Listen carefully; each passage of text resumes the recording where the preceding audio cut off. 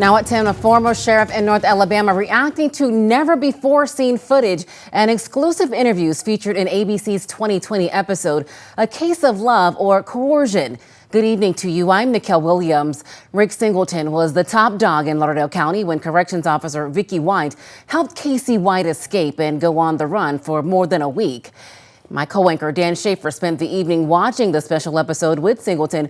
They both join us live now with details and their thoughts. Dan.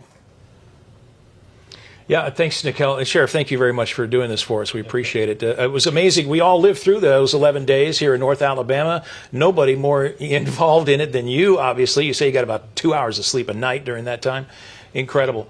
It was an edge of your seat to see that condensed into 2 hours. You knew, you say, that this was going to be a national story. Well, I figured out pretty soon. We went up to Spring Hill, Tennessee on Saturday night. We got a ping on that burner phone that she had, and it was just north of Spring Hill, within 12 miles or so, where they abandoned the Ford Edge the day before. At the time, we couldn't find anything. We dismissed it. I think now, looking back, it's probably a good lead.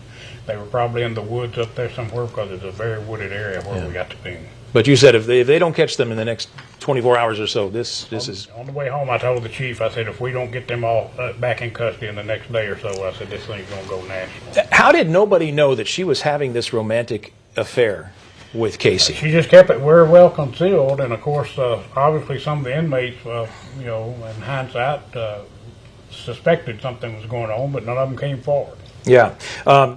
You said you knew from the beginning, or you felt from the beginning that Vicky was coerced into this. Every fiber of your being, you said, knew that she was coerced. She didn't go willingly. Absolutely. My first gut reaction was that she had been overpowered and taken against her will, and we found out pretty soon that didn't appear to be the case.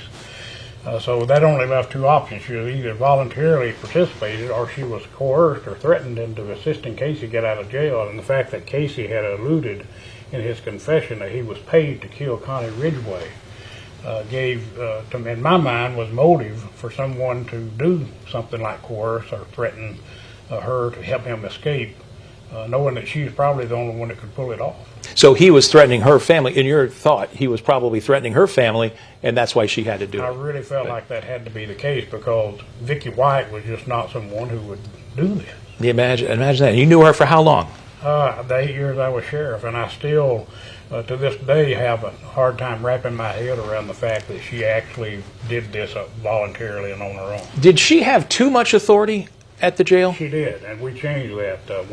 The biggest flaw we had was in her job description. It wasn't the policies or procedures. They were in place, they just weren't followed. But the reason that she was able to pull this off was we gave her too much authority in the movement of inmates.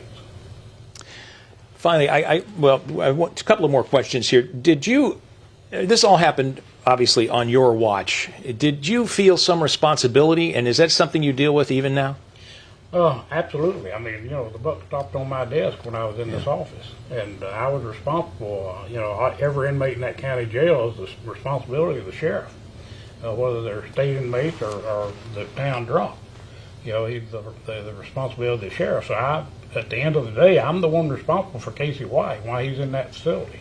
I understand there's a book perhaps in the works. Is there something about this story that hasn't been told yet? Most of it is out there, but the 11 days that thing went on, there's only one person that has the perspective of the sheriff during those 11 days, and that's myself, because I was the sheriff, and I lived it for 11 days. And as you mentioned, got very little sleep during those 11 days, and every moment of every day hoping I'd get that phone call that we've got them. Yeah, and nobody was hurt. Unfortunately, it ended in tragedy for Vicky White. To this day, you're not convinced that it was that she shot herself on purpose. I'm not 100% convinced. I know the death certificate says self-inflicted gunshot wound, which there's no question about that. It was self-inflicted. Vicky had the gun in her hand. She pulled the trigger. The question is, did she do it intentionally or was it accidental? I'm not 100% to this day convinced it was intentional. My first thought was, well, the airbag went off. She had the gun in her hand, her finger on the trigger. That the gun accidentally went off. I found out later the airbag didn't deploy. So that was certainly not something that could have happened. But then I thought, well, maybe the impact from the crash, caused the gun to go off. And I've seen the autopsy report. I've seen the autopsy photographs, and the wound itself. Typically, if someone commits suicide, the bullet track goes side to side. This bullet track goes more right front to rear center. And well, we'll never know, obviously. We'll never know. Yeah. Sheriff, thank you again for sitting down with us and watching this 2020 special with us. We appreciate it, and thank you for everything you did during those 11 days. Well, thank you. I appreciate it. My pleasure. Nikel, back to you. All right, Dan, thank you. Earlier this year, Casey White was sentenced to life in prison after he pleaded guilty to escape charges.